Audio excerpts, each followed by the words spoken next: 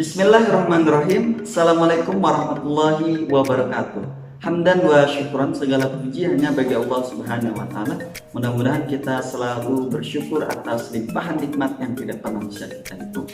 Baiklah anak-anak sekalian, para santri SD Persis yang dimuliakan oleh Allah, hari ini kita akan belajar pedoman pendidikan warga negara atau pelajaran PPKN yang berada di buku tema 2 subtema 2. Jadi silakan dibuka dulu bukunya dan kita akan belajar PPKN dimulai dari halaman 78 sampai 83.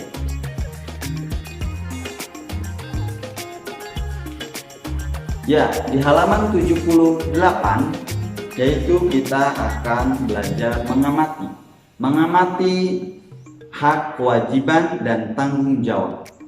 Apa itu hak? Tentu hak itu adalah sesuatu yang kita peroleh dan kita pantas untuk mendapatkannya. Seperti kita menjadi anak, misalkan hak anak, maka di keluarga oleh orang tuanya diberi makan, dididik, diberi tempat tidur, diberi uang jajan, dan sebagainya. Itu hak. Tentu saja hak juga akan diberikan kalau kita sudah melakukan, yaitu tanggung jawab.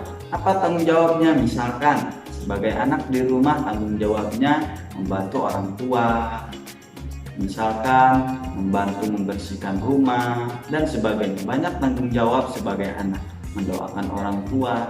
Maka kalau tanggung jawab sudah dilaksanakan, haknya juga datang. Begitu juga kita sebagai warga negara Indonesia, kita mempunyai tanggung jawab, juga nanti kita mempunyai hak. Baiklah, silakan dibuka bukunya dan dibaca terlebih dahulu halaman 78 sampai halaman 83, yaitu hak, kewajiban, dan tanggung jawab kita sebagai warga masyarakat Indonesia. Kita akan membaca yang pertama, hak sebagai warga masyarakat, yaitu kita akan mendapatkan perlindungan hukum, kita akan mendapatkan pekerjaan dan penghidupan yang layak, kita akan menikmati lingkungan yang bersih. Ini hak kita sebagai warga masyarakat. Tapi kita juga bukan hanya menerima atau menikmati hak tersebut, tapi juga kita memiliki kewajiban. Apa kewajiban kita sebagai warga masyarakat? Itu yang pertama yang harus kita lakukan adalah mematuhi aturan atau norma yang berlaku dalam masyarakat. Yang kedua, menjaga ketenangan dan ketertiban lingkungan masyarakat, mengikuti kegiatan RT RW dan sebagainya. Itu merupakan kewajiban kita sebagai warga masyarakat. Yang ketiga adalah tanggung jawab sebagai warga masyarakat. Itu di halaman 80. Tanggung jawab maksudnya seperti apa? Yaitu kita mempunyai tanggung jawab atau yang harus kita pertanggungjawabkan.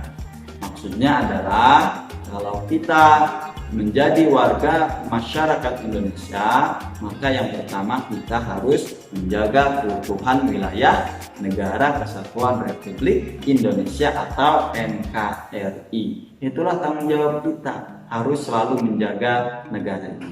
Yang kedua juga kita mengembangkan kebanggaan sebagai bangsa Indonesia. Jadi kita harus bangga sebagai warga negara Indonesia, itu tanggung jawab kita. Tidak boleh kita sedikit-sedikit menjelek-jelekan, sedikit-sedikit kita pesimis atau tidak percaya diri sebagai warga negara Indonesia. Kita harus bangga dan yakin kita harus bisa mengembangkan bangsa Indonesia. Kemudian juga kita akan selalu menempatkan kepentingan bangsa di atas kepentingan pribadi atau golongan. Misalkan negara sedang membutuhkan kita punya kemampuan, skill, atau sesuatu yang dibutuhkan negara, maka kita berikan kepada negara. Negara sedang kesusahan, misalkan terkena bencana, musibah, membutuhkan gotong royong dari kita sesama bangsa Indonesia, oke, kita harus membantu. Itulah hak, kewajiban, dan tanggung jawab kita sebagai warga negara Indonesia. Yang kedua, kalian bisa mengerjakan untuk melatih kita membedakan hak dan kewajiban. Silahkan dibuka halaman 79 dan halaman 83. Itu kita akan melatih menulis hak dan kewajiban. Jadi silahkan dibuka halaman 79 dan 83 dan dikerjakan, dikirimkan di topik tugas yang ada di pelajaran tema 2 pendidikan kewarganegaraan atau PPKI. Yang terakhir dari pendidikan kewarganegaraan yaitu silahkan dibuka halaman 105.